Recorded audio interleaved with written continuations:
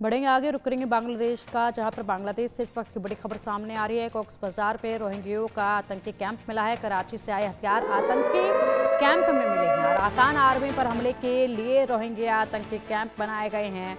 9 जनवरी को कराची से चटगांव पहुंचाए गए थे ये हथियार, और ऐसे में इस वक्त का बड़ा अपडेट है ये बांग्लादेश से जुड़ा हुआ। कराची से आए हथियार आतंकी कैंप में बरामद किए गए हैं और अराकान आर्मी के खिलाफ रोहिंग्या आतंकी कैंप बनाए गए हैं, क्योंकि लगातार फिलहाल बांग्लादेश के नाक पे दम करके जिसने रखा है वो है अराकान आर्मी, जो कि एक के बाद एक यहाँ पर जिस तरीके से हमले कर रही है।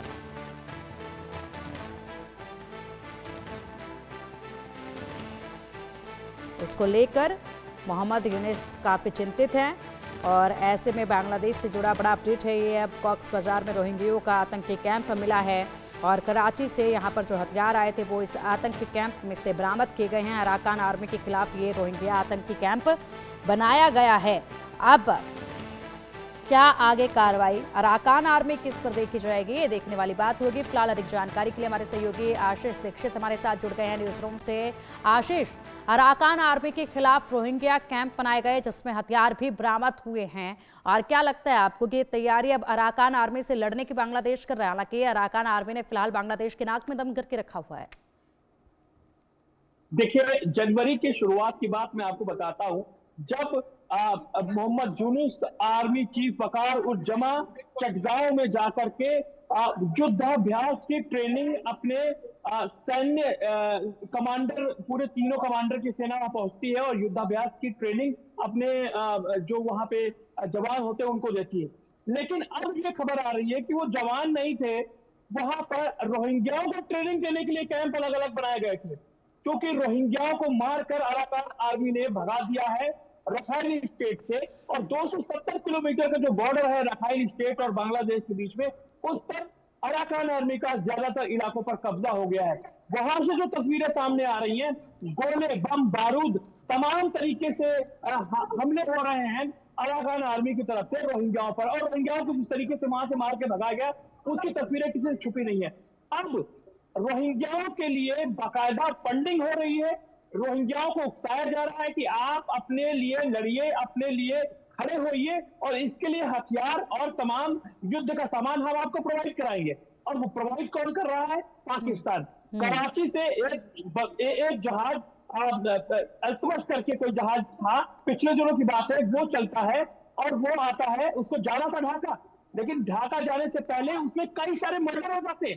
7 से 8 डेड बॉडी उस जहाज पे पाई जाती है और वो जहाज पहुंच जाता है चटगांव। चटगांव पहुंचने के बाद वहां से बाकायदा हथियार उतारे जाते हैं।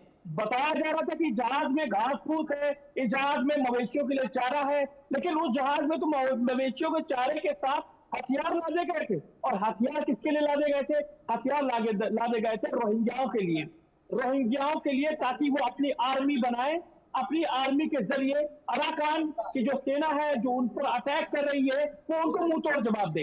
यानी कि बांग्लादेश ने एक तरीके से प्लान तैयार किया है कि अपनी सेना को डायरेक्ट अराकान आर्मी से न लड़ा करके रोहिंग्या लड़ाकों को तैयार करना है और उनको अराकान और रखाइन स्टेट में भेजना है, ताकि वहां पर वो सैन्य कार्रवाई कर सके। एक बात और मैं आपको बता दूं, सेंट मार्टिन द्वीप की बात जब आती है, द्वीप पर भी रखाइन स्टेट यानी कि अराकान आर्मी का कब्जा होता है।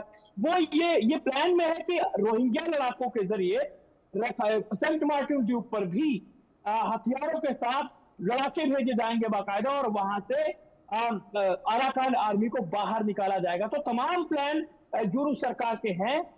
ये जो जहाज से हथियार आए थे, इस जहाज के हथियारों से क्या प्लान कर रहा है बांग्लादेश, क्या प्लान कर रहा है पाकिस्तान, ये सबके सामने आ चुका है। बिल्कुल बिल्कुल आशीष, और अब देखना होगा कि ये जो बांग्लादेश की तैयारी है, जिस तरीके से रोहिंग्या कैंप बन गए हैं और ऐसे में इन रोहिंग्या को अब ट्रेनिंग दी जाएगी अराकान से लड़ने के लिए, तो क्या रहेगा? क्योंकि अराकान जो है वो पहले के मुकाबले काफी मजबूत हो चुके हैं कई सालों में, मतलब कुछ ही साल हुए हैं और इन्हीं सालों में अराकान आर्मी ने अपनी क्षमता को काफी बढ़ा लिया है, मैन पावर काफी उनकी बढ़ गई है, और ऐसे में ताकतवर भी लगातार दिन पर दिन अराकान आर्मी होती नजर आ रही है। इसमें ऐसे रोहिंग्या जो आतंकी कैंप बनाए गए हैं, ये उनसे कितना लोहा मनवाते हैं, ये देखने वाली बात होगी। फिलहाल बहुत शुक्रिया आपका इन तमाम जानकारियों के लिए।